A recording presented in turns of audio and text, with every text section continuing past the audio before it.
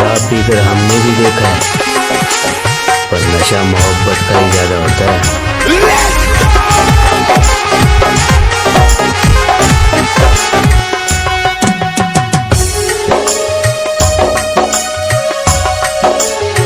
Pradeep Chand